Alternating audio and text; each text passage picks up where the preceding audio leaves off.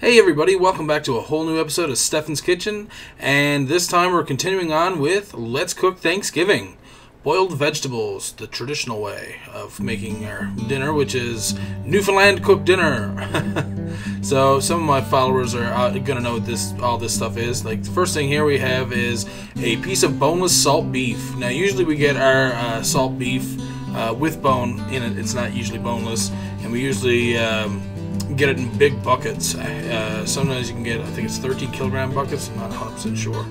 But the next thing we're going to do is we let that salt meat boil for about an hour. Then we drain off the water, most of the water, and then we fill it back up to where it was before. The next thing we're going to do, this thing is called a pudding bag, which is I'm not 100% sure what it's made out of. I'm thinking it's just cotton of some sort. But what we do is we get a bag of yellow split peas like this.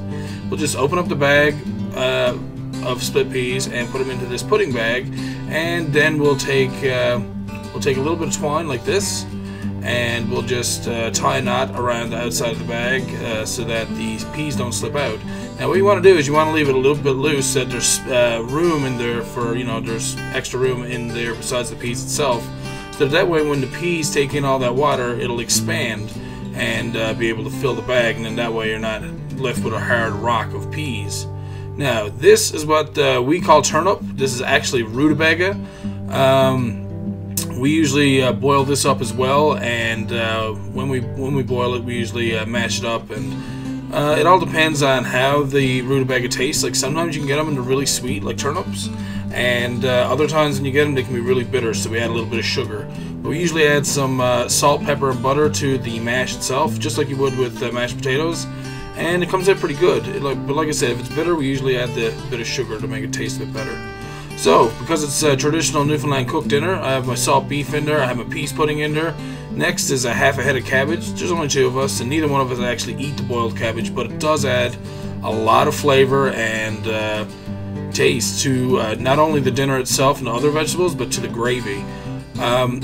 Now, next I'm adding in the turnip, and you'd be surprised, there's actually not a whole lot left, not a whole lot of room left, I should say, in the pot once the turnip goes in. So that's why I put my carrots in with the roasted vegetables instead, because I actually prefer my carrots roasted, because when they're done, they're really almost sweet tasting as well. So if you want to see the roasted vegetables, there's one for Thanksgiving, and there's another one besides that I did. I think I done it with bacon wrapped pork chops was the last time that I did it, and I just showed those off as well. But anyways, we're doing boiled vegetables right now. So obviously the salt meat adds salt to the pot, so you don't need to season it too much, which is a really nice addition. That way all your vegetables get seasoned from the salt meat. And next I'm going to use some more real butter. I think that's about half a cup of real butter in with potatoes. Now I boil my potatoes separately because there's no room for one. And another thing is, because once they're done, I can just put them right back into their same pot and just mash them away. And usually we don't have mashed potatoes with our cooked dinner. Usually we just leave them boiled as is, and we just put the gravy over them. That's it. But I'm trying to go for the healthier looking meal, I guess. It's the best thing for me to say. But I just added a little bit of butter, and once you have the butter added, then just mash away until it gets really nice and creamy. Then just add in a little bit of cracked pepper. And again, same stuff that I get from the Price Club, the Costco Tella Cherry Black Pepper, which, like I said, has the grinder built into it, which is a really nice addition. And because it didn't boil with the salt meat, I'm going to use a little bit of ground up sea salt as well to add some seasoning to the potatoes. Because otherwise, you're going to get almost a bland tasting mashed potato, and no one likes bland mashed potato. Now, one of the other things that I like to do is when I do mash, I like to add in a little tiny, small amount of garlic. And because I had some extra butter left over, I also threw that in as well. That way, I don't have to add in any. I don't have to add in any extra milk or anything. The butter itself will actually make this that creamy that there will be no need for any kind of cream or milk. And yeah, the fat content is kind of increased, and I was saying about trying to be healthy, but it's Thanksgiving, and even in Canada, we love celebrating Thanksgiving, especially in Newfoundland. God damn. Between this, eating food and drinking, all in one day, mean, the only other better day than that is like, what, New Year's or Christmas? So anyways, here's the rutabaga, or like I said, we like to prefer to call it turnip. And what we do is we take all the boiled turnip, and it'll be really soft. You'll be able to puncture it easily with a fork. And once that's done, we just, like I said, separate it, make sure there's not that much moisture in there. And I used about half a cup of butter again. And just take your same masher. I think I cleaned this one off by the looks of it because it looks really, really clean. But yeah, then you can just mash up your turnip same way that you would. This is actually my girlfriend who is mashing up this turnip for me. So she usually does the turnip. I don't know why. It's not because I don't know how to or anything, but she just always does it. And again, we're using some more cracked ground pepper. There we go. Oh yeah, she knows I love black pepper, especially in turnip, which is great. Okay, so now that all the turnip's been mashed and the seasoning's been added to it,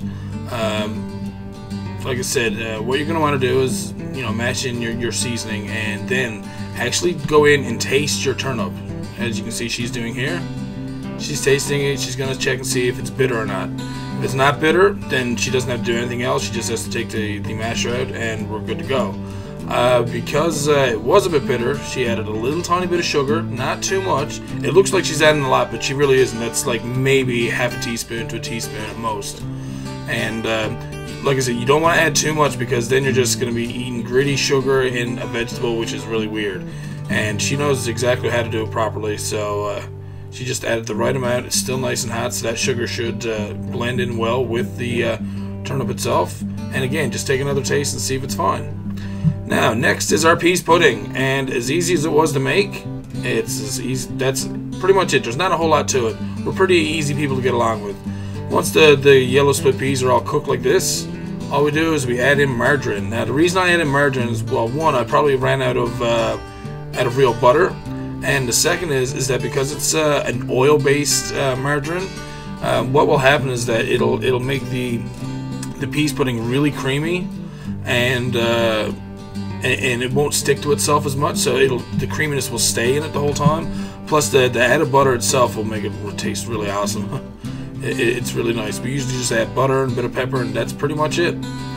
And I will show you again, like I said in the other video for the roasted vegetables, the Thanksgiving roasted vegetables, I will show you the completed product and on a plate once I actually do the video for the prime rib roast. That's when you will see both plates presented with the roasted, one for the roasted and one for the boiled Newfoundland traditional way. And as I said, this is where you add in a bit of pepper to the peas pudding. So anyways, guys, that's your traditional boiled Newfoundland dinner. Your cabbage you just serve the way you want. Just take pieces of it or whatever, cut it up. Same thing with your salt beef. So as always, thank you guys for watching, and I hope to see you guys soon in a new episode. Later, guys.